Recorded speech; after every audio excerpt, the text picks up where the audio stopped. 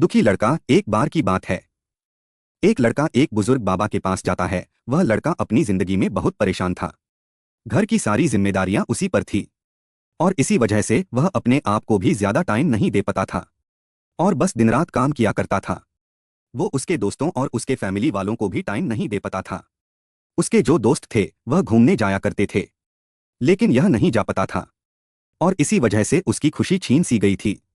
उसे भी नहीं पता था कि वह लास्ट टाइम कब दिल से खुश हुआ था, क्योंकि वह काम में बहुत उलझ सा गया था और उसकी मेंटल हेल्थ भी खराब हो रही थी। तो एक दिन वह एक बुजुर्ग बाबा के पास जाता है और उन्हें यह सारी बातें बताता है कि मैं बहुत परेशान रहने लगा हूं, खुद को भी टाइम नहीं दे पा रहा हूं और जब मैं खुद के लिए टाइम निकालने का सोचता हूं तो मुझे अपनी जिम्मेदारियां याद आ जाती है। मैं पागल सा हो गया हूं। अब आप ही मुझे कोई रास्ता बताइए। वह बुजुर्ग बाबा उस लड़के को कल नदी के पास आने के लिए बोलते हैं। यह लड़का जब कल नदी के पास जाता है तो देखता है कि वह बुजुर्ग बाबा पहले से ही उसका इंतजार कर रहे थे। लड़का बाबा से कहता है कि बताइए बाबा, अब मुझे क्या करना है। तो बुजुर्ग बाबा उस लड़के से कहते हैं कि बताता हूं, लेकिन पहले हमें नदी की उस साइड में जाना है।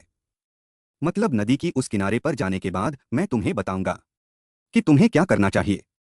लड़के को उनकी बात समझ नहीं आई कि नदी के उस किनारे पर जाने के बाद ही क्यों बताना है, लेकिन फिर भी लड़के ने बाबा से कहा चलिए फिर हम नदी पार करके नदी के उसे किनारे पर चले जाते हैं।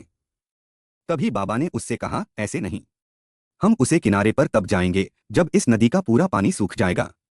जब इस नदी की जमीन देखनी शुरू हो जाएगी तब हम दोनों इस नदी में से चलते हुए नदी को पार करके उसे साइड में जाएंगे। लड़के ने बाबा की तरफ देखते हुए कहा बाबा आप यह क्या बोल रहे हो, जब इस नदी का दोस्तों सारा किसी पानी सूख तरह जाएगा अपनी तब हम यह ज़िंदगी नदी में पार करके हमारे उसे एक साइड में बताना जाएंगे। तो शायद ऐसा कहानी कभी नहीं को होगा, सब्सक्राइब करें। पर हम उस साइड में जा ही नहीं पाएंगे। यह बात बोलते हुए वह लड़का समझ गया कि बाबा उसे क्या कहना चाहते हैं। बाबा ने उसकी तरफ देखा और मुस्कुराते हुए कहा कि यही चीज मैं तुम्हें समझाना चाहता हूं कि तुम भी अपनी जिंदगी में यही सोच रहे हो।